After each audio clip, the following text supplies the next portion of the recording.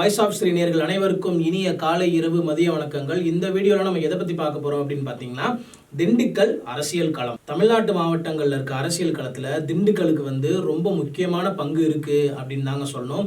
எம்ஜிஆர் காலத்திலேருந்து இப்போ வரைக்குமே திண்டுக்கல்ல அரசியல் களங்கிறது ஒரு செம்ம சூடான ஒரு ஆடுபுலி ஆட்டம் அப்படின்னு தான் சொல்லி ஆகணும். ஏன் அப்படின்னு பார்த்தீங்கன்னா, திண்டுக்கல்ல இருந்து பல அமைச்சர்கள், பல சட்டமன்ற உறுப்பினர்கள், பல நாடாளுமன்ற உறுப்பினர்கள் இருக்காங்க அப்படின்னு தான் சொல்லணும். அதுலேயும் குறிப்பாக பார்த்தீங்க அப்படின்னா, திண்டுக்கல்லே அதிமுகவை சேர்ந்த 2 அமைச்சர்களும், திமுகவை சேர்ந்த 2 அமைச்சர்களும் இருக்காங்க. ப்ளஸ் பார்த்தீங்க அப்படின்னா 2 சட்டமன்ற உறுப்பினர்கள் இருக்காங்க. அதுலேயும் பார்த்தீங்க அப்படின்னா நாடாளுமன்ற உறுப்பினர்களும் இப்போ கரண்ட்ல ஆக்டிவ்ல இருக்காங்க. அஇஅதிமுக அகில இந்திய அண்ணா திராவிட முன்னேற்ற கழகம் சார்பாக திண்டுக்கல் சீனிவாசன் அவர்களும், நத்தம்ரா விஸ்வநாதன் அவர்களும் இருக்காங்க. அதே மாதிரி திமுக சார்பில் ஆத்தூரில் பெரியசாமி அவர்களும், ஒட்டஞ்சத்திரத்தில் சக்கரபாணி அவர்களும் இருக்காங்க. அதே மாதிரி சட்டமன்ற உறுப்பினர்களாக பார்த்தீங்க அப்படின்னா பழனி சட்டமன்ற உறுப்பினர் திரு ஐ.பி. செந்தில்குமார் அவர்கள் இருக்காரு. அதே மாதிரி வேடச்சந்தூர் சட்டமன்ற உறுப்பினர் திரு சா காந்திராஜன் அவர்கள் இருக்காரு. அதுக்கடுத்து நாடாளுமன்ற உறுப்பினர் அப்படின்னு பார்த்தீங்கன்னா கம்யூனிஸ்ட் பார்ட்டியை சேர்ந்த திரு ஆர் சச்சிதானந்தம் அவர்கள் இருக்காருங்க. ஸோ இப்படிப்பட்ட அரசியல் களத்தில் நம்ம தாவேகா தலைவர் தளபதி விஜய் அவர்களோட தமிழக வெற்றி கழக வேட்பாளர்கள் இவங்களை எதிர்த்து தாங்க போட்டியிட போறாங்க. அந்த வேட்பாளர்கள் யார் யாரு, அவங்க என்னென்ன தொகுதியில் போட்டியிடுறாங்க அப்படிங்கிறத பற்றி பார்த்துருவோம். ஸோ திண்டுக்கலை பொறுத்த வரைக்கும் மொத்தம் 7 சட்டமன்ற தொகுதிகள் இருக்கு. அது என்னென்ன அப்படின்னு பார்த்தீங்கன்னா, திண்டுக்கல், நத்தம், வேடச்சந்தூர், ஆத்தூர், நிலக்கோட்டை, பழனி, ஒட்டஞ்சத்திரம். இந்த 7 சட்டமன்ற தொகுதிகளுக்குரிய வேட்பாளர்கள் யார் யாரு அப்படிங்கிறத ஃபர்ஸ்ட் நம்ம இப்போ பார்த்துருவோம். ஸோ ஃபர்ஸ்ட் பழனி சட்டமன்ற தொகுதிக்கு யாரு அப்படின்னு பார்த்தீங்கன்னா, திரு டாக்டர் எம் பிரவீன்குமார் தமிழக வெற்றி கழக நிர்வாகி. அதுக்கடுத்து பார்த்தீங்கன்னா ஒட்டன்சத்திரம் தொகுதிக்கு திரு எஸ் மோகன் அவர்கள் கழக நிர்வாகி. அதுக்கடுத்து பார்த்தீங்க அப்படின்னா ஆத்தூர் தொகுதிக்கு திருமதி என் கலைசெல்வி மகளிரணி தலைவி. அதுக்கடுத்து பார்த்தீங்கன்னா நிலக்கோட்டைக்கு தனி தொகுதி, அதுக்கு திரு ஆர் ஐயனார் அப்படிங்கிறவர் கழக நிர்வாகி. அதுக்கடுத்து பார்த்தீங்க அப்படின்னா நத்தத்துக்கு திரு எல்.என். ரமேஷ் அவர்கள் கழக நிர்வாகி. அதுக்கடுத்து திண்டுக்கல் தொகுதிக்கு பார்த்தீங்கன்னா திரு சி நசீர் ராஜா அவர்கள் கழக நிர்வாகி. அதுக்கடுத்து பார்த்தீங்கன்னா வேடசந்தூர் தொகுதிக்கு திருமதி டாக்டர் என் நாகஜோதி கழக நிர்வாகி. இந்த 7 பேருமே தமிழக வெற்றி கழகம் சார்பாக போட்டியிடுற எல்லா முக்கியமான ஆட்களுமே பார்த்தீங்க அப்படின்னா தமிழக அரசியலில் ஒரு மாற்று அரசியல் செஞ்சவங்கன்னு சொல்லலாம். அதே நேரத்துக்கு அவங்க மேலே பல சர்ச்சைகள் வந்துச்சுன்னு சொல்லலாம். ஆனால் என்னதான் வந்தாலும் என்னோட தொகுதி தான் இது அப்படின்னு சொல்லிட்டு கன்சிஸ்டன்சியாக அந்த தொகுதியில் எப்பயுமே ஜெயிச்சிட்டு இருக்கவங்க அப்படின்னு சொல்லலாம். குறிப்பாக பார்த்தீங்க அப்படின்னா ஆத்தூரில் பெரியசாமி அவர்கள், அவர் கிட்டத்தட்ட ஆத்தூர் தொகுதியில் மட்டும் 8 வாட்டி எம்எல்ஏ பதவிக்கு போட்டியிட்டு 2 வாட்டி தோல்வியை சந்திச்சிருக்காரு. மிச்சம் 6 வாட்டியுமே ஜெயிச்சிருக்காரு அப்படின்னு தான் சொல்லணும். குறிப்பாக பார்த்தீங்க அப்படின்னா 2006, 2011, 2016, 2021 இந்த 4 எலெக்ஷன்லையுமே ஆத்தூர் தொகுதியில் திமுக சார்பாக எம்எல்ஏ கேண்டிடேட்டாக போட்டியிட்டு 4 எலெக்ஷன்லையுமே தொடர்ந்து வெற்றி அடைஞ்சிருக்காரு அப்படின்னு தான் சொல்லணும். அதுலேயும் இன்னும் குறிப்பாக 2021 தமிழக அரசியல்லே ஒரு மிகப்பெரிய வாக்கு வித்தியாசத்தில் ஜெயிச்சவர் இவர் தான் அப்படின்னு சொல்லிட்டு ஒரு பேர் வாங்கிட்டாரு. கிட்டத்தட்ட 1,35,000 வாக்குகளுக்கு மேலே இவர் வாங்கியிருக்காரு அப்படிங்கிறது நிதர்சனமான உண்மை. இதுலேயும் முக்கியமாக பார்த்தீங்கன்னா தமிழக முதலமைச்சர் மு.க. ஸ்டாலின் அவர்கள் அவரோட தொகுதியிலே பார்த்தீங்கன்னாலுமே இவரோட கம்மியான ஓட்டு சதவீதத்தில் தான் ஜெயிச்சிருக்காரு அப்படின்னு சொல்லிட்டு ஒரு நியூஸ் வந்துச்சுங்க. ஸோ அப்படிப்பட்ட ஒரு கேண்டிடேட் கூட தான் இப்போ தமிழக வெற்றி கழகம் சார்பாக ஒரு பெண்மணி போட்டியிட போகிறாங்க. அவங்களோட பேர் என்ன அப்படின்னு பார்த்தீங்கன்னா திருமதி என் கலைசெல்வி. சரி, யார் இந்த திருமதி என் கலைசெல்வி? இவங்களோட பொலிட்டிக்கல் பேக்ரவுண்ட் என்ன, இவங்களோட ஃபேமிலி பேக்ரவுண்ட் என்ன அப்படிங்கிறத ஃபஸ்ட்டு நம்ம இந்த வீடியோவில் பார்த்துருவோம். ஸோ இவங்களோட ஃபுல் நேம் என்ன அப்படின்னு பார்த்தீங்கன்னா என் கலைச்செல்வி. இவங்களோட கணவர் பெயர் என்ன அப்படின்னு பார்த்தீங்கன்னா நாகேந்திரன். இவர் ஒரு அரசு ஒப்பந்தக்காரர், அதாவது கவர்மெண்ட் கான்ட்ராக்டர் அப்படின்னு சொல்லுவாங்க. ஸோ இவங்களுக்கு 2 பசங்க இருக்காங்க. மூத்தவர் பேர் பிரவீன், இளையவர் பேர் பிரேமுங்க. இவங்களுக்கு கிட்டத்தட்ட ஒரு 50 வயசு ஆகுது அப்படின்னு தான் சொல்லணும். ஸோ இவங்களோட எஜுகேஷனல் கேரியர் அப்படிங்கிறத பார்த்தோம்னா இவங்க 11th வரைக்கும் படிச்சிருக்காங்க அப்படின்னு தாங்க சொல்லணும். அதுக்கடுத்து இவங்களோட பொலிட்டிக்கல் கேரியர் பார்த்தீங்கன்னா இவங்களோட அப்பா யாரு அப்படின்னா, இவரோட அப்பா பேர் என்ன அப்படின்னு பார்த்தீங்கன்னா சண்முகம் அப்படிங்கிறது தான். இவர் மதுரை மேற்கு தொகுதியில் முன்னாள் எம்எல்ஏவாக இருந்திருக்காரு அப்படிங்கிறது ஒரு கூடுதல் தகவல். ஸோ இவங்களோட ரத்தத்திலே அந்த அரசியல் ஊறி இருக்கு அப்படின்னு தான் சொல்லணும். நம்ம அவங்களுக்கு ஒரு வாழ்த்துக்களை சொல்லிடுவோம். ஏன் அப்படின்னா இந்த 50 வயசுலையுமே கட்சி பணி செய்யறதுக்காக ஓடோடி உழைச்சிக்கிட்டு இருக்காங்க அப்படின்னு தான் சொல்லணும். இவங்க திண்டுக்கல் மத்திய மாவட்ட செயலாளர் திரு எம்.எல். வாசுதேவன் அவர்கள் தலைமையின் கீழே திண்டுக்கல் மத்திய மாவட்ட கிட்டத்தட்ட ஆத்தூர் மற்றும் அதனை சுற்றியுள்ள பகுதிகள் எல்லாத்துலேயுமே வந்து பார்த்தீங்க அப்படின்னா பல லட்சம் ரூபாய் செலவு செய்து பல நலத்திட்ட உதவிகள் செஞ்சுருக்காங்க. அதே மாதிரியே எந்த நேரமாக இருந்தாலும், அது காலையிலையா இருக்கட்டும் இல்லை இரவாக இருக்கட்டும், எந்த நேரமாக இருந்தாலுமே வந்து மக்களுக்காக ஓடோடி செஞ்சுக்கிட்டு இருக்காங்க அப்படின்னு தான் சொல்லணும். அப்பேற்பட்ட ஒரு பெண்மணிக்கு வந்து தாவேகா சார்பாக நம்ம தளபதி விஜய் அவர்கள் சீட்டு கொடுத்து நீங்கள் எம்எல்ஏவாக வாங்க, மக்களுக்கு நல்லது செய்யுங்க அப்படின்னு சொல்லி வாழ்த்து சொல்லி அனுப்பி வச்சிருக்காரு அப்படின்னு தான் சொல்லணும். ஸோ இந்த பெண்மணி தான் ஆத்தூர் தொகுதியில் வந்து பெரியசாமி அப்படிங்கிறவரை எதிர்த்து வந்து போட்டியிடுறாங்க. ஸோ இவங்களுக்கான ஒரு பலப்பரிச்சை தாங்க வந்து திண்டுக்கல் சட்டமன்ற தொகுதிக்குள்ளே வந்து ஒரு மிகப்பெரிய ஒரு விஷயமா பார்க்கப்படுது. மிக பெரும் பேசு பொருளாகவும் ஆயிடுச்சு அப்படின்னு சொல்லலாம். நிறைய பேர் வந்து ஆத்தூர் தொகுதியில் வந்து ஐபியை ஜெயிக்கவே முடியாது, இது அவரோட கோட்டை அப்படிங்கிற மாதிரியான பல விஷயங்கள் சொல்லிக்கிட்டு இருக்காங்க. ஆனால் ஆத்தூர்லேயுமே பார்த்தீங்க அப்படின்னா தமிழக வெற்றி கழகம் கொஞ்சம் கொஞ்சமாக படிப்படியாக வந்து பார்த்தீங்கன்னா முன்னேறிக்கிட்டு இருக்குது அப்படின்னு தான் சொல்லணும். ஸோ அதனால் நம்ம பொறுத்திருந்து தான் பார்க்கணும் ஆத்தூரில் வந்து எப்படி வந்து இந்த களம் மாறப்போகுது, இல்லை ஆத்தூரில் வந்து அதே திராவிட கட்சிகள் தான் வந்து ஆளணுமா அப்படிங்கிறத நம்ம மே 4ஆம் தேதி தெரிஞ்சுக்கலாங்க. ஆனால் எனக்கு தெரிஞ்சு ஆத்தூர் தொகுதியில் அந்த களம் வந்து தமிழக வெற்றி கழகத்துக்கு சாதகமாக மாறும் அப்படிங்கிறதுல வந்து எனக்கு நம்பிக்கை இருக்குது. ஏன் அப்படின்னா இது வரைக்கும் ஆத்தூர் தொகுதிக்கு ஜெயிச்சு வந்தவங்க வந்து பல வருஷமாக பல கோரிக்கைகளை சொல்லியும் நிறைவேற்றலை அப்படின்னு சொல்லிட்டு பல மக்கள் வந்து ஒரு ஆதங்கத்திலையும் ஒரு கோபத்திலையும் இருக்காங்க. குறிப்பாக வந்து அதுலேயும் அனுமந்தராயன் கோட்டை மக்கள் வந்து 2026 வெற்றி வேட்பாளர்களுக்கு ஒரு சில கோரிக்கைகளை முன் வச்சிருக்காங்க. அந்த கோரிக்கைகளை வந்து அந்த ஊர் மக்களே தாங்க முன் வச்சிருக்காங்க, நான் சொல்லலை. அந்த கோரிக்கைகள் என்னென்ன அப்படிங்கிறத மட்டும் நான் இங்கே ஒரு சிலதை படிக்கிறேன், அதை கேட்டுக்கலாம். ஸோ ஃபஸ்ட்டு பார்த்தீங்க அப்படின்னா குடகனாற்றின் குறுக்கே சட்டவிரோதமாக கட்டப்பட்டுள்ள தடுப்புச் சுவரை நிரந்தரமாக அகற்ற வேண்டும். இந்த குடகனார் இஷ்யூவை பற்றி பல தலைவர்கள் பேசிட்டாங்க. ஆனால் இன்னமும் வந்து பார்த்தீங்கன்னா அதுக்கு ஒரு முடிவு வரல அப்படின்னு தான் சொல்லணும். அடுத்து 2வதாக பார்த்தீங்க அப்படின்னா அனுமந்தராயன் கோட்டை வண்டிப்பாலம் மதகினை சீரமைக்க வேண்டும். மதகு சரியில்லாதனால வந்து அந்த இடத்துல வந்து அவ்வளோ வாட்டர் ஃப்ளோ வந்து தேவையில்லாமல் இருக்குது. அது எல்லாத்தையுமே வந்து அது எல்லா விவசாய நிலங்களையுமே வந்து அழிக்குங்கிற ஒரு இதில் இருக்குது அப்படின்னு சொல்கிறாங்க.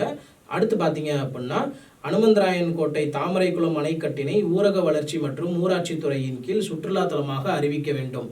அந்த அனுமந்தராயன் கோட்டையில் நீங்கள் போய் பார்த்தீங்க அப்படின்னா நிறைய மக்கள் திண்டுக்கல் பகுதிகளை சார்ந்த நிறைய மக்கள் வந்து அந்த இடத்துக்கு வந்து குளிக்கிறதுக்காக வருவாங்க. அவங்களுக்கு ப்ராப்பரான ஒரு வண்டி நிப்பாட்டுறதுக்கான இடம் இல்லை. அந்த இடமே பார்த்தீங்கன்னா இப்படி மேலே ஏறி இறங்கி செங்குத்தாக போயிட்டு ஒரு ப்ராப்பர் ஒரு செக்யூரிட்டி சிஸ்டமும் அந்த இடத்துல இல்லை அப்படின்னு நான் சொல்லணும். அதை வந்து அவங்க சுற்றுலாத்தலமாக மாற்றினாங்க அப்படின்னா அதன் மூலமாக வந்து அந்த இடத்துக்கு ஒரு ஃபண்டு கிடைக்கும். அந்த ஃபண்டை வச்சு அனுமந்தராயன் கோட்டை பஞ்சாயத்தை வந்து அவங்க டெவலப் பண்ணிக்கலாம் அப்படின்னு சொல்லிட்டு அவங்களோட கருத்தாக இருக்குங்க.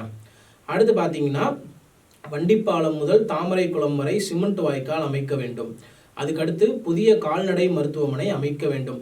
அதாவது அனுமந்தராயங்கோட்டை சுற்றியுள்ள 5-10 கிராமங்கள்லேயே வந்து அனுமந்தராயங்கோட்டையில் தான் இருக்கிறதுலே அதிக கால்நடைகள் இருக்குது.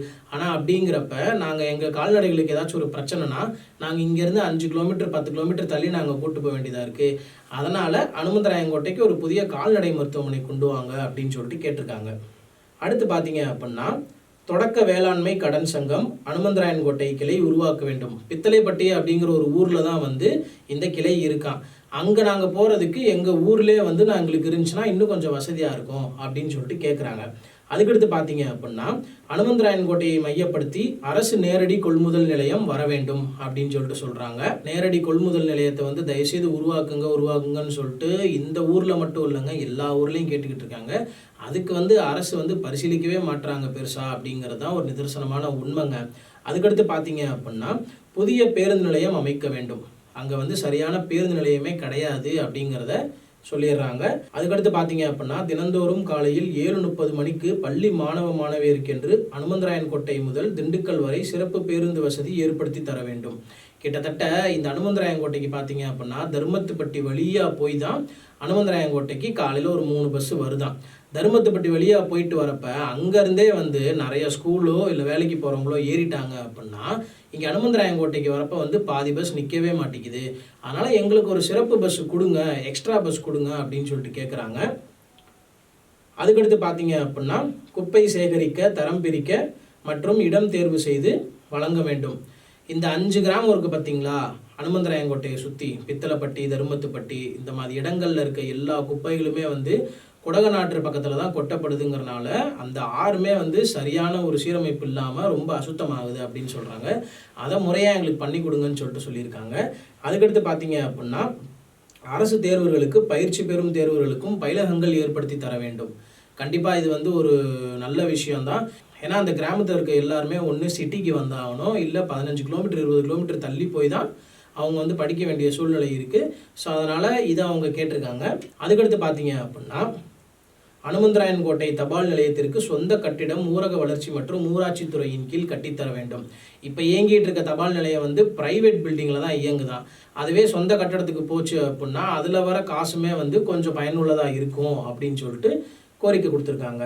அதுக்கடுத்து பார்த்தீங்க அப்படின்னா அனுமந்தராயன் கோட்டை கல்லறை மேட்டில் ஈமச்சடங்குகளை நிறைவேற்ற புதிய சமுதாய கூடம் கட்டித்தர வேண்டும். இது மனுஷனாக இருக்க எல்லாத்துக்குமே கண்டிப்பாக தேவையான ஒன்று தான் கடைசி காலத்தில் அவங்க போய் சேர்றப்ப.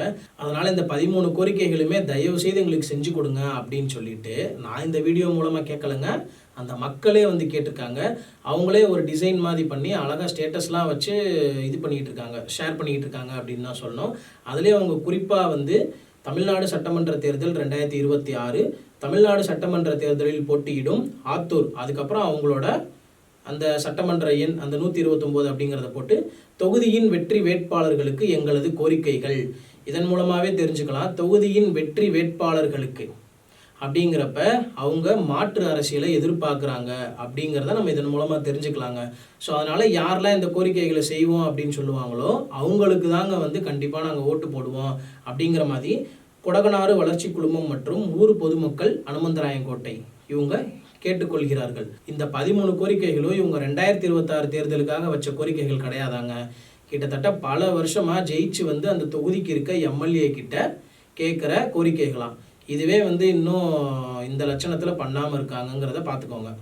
அதே மாதிரி திண்டுக்கல் வேட்பாளர் நசீர் ராஜா அவர்கள் வந்து முன்னாடி முஸ்லீம் லீக் கட்சியில் இருந்தவர் அப்படிங்கிற மாதிரி சொல்கிறாங்க. சிறுபான்மையினரோட ஓட்டு எல்லாமே வந்து அவருக்கு தான் வரும் அப்படிங்கிற மாதிரியான ஒரு கணிப்பும் இருக்குது.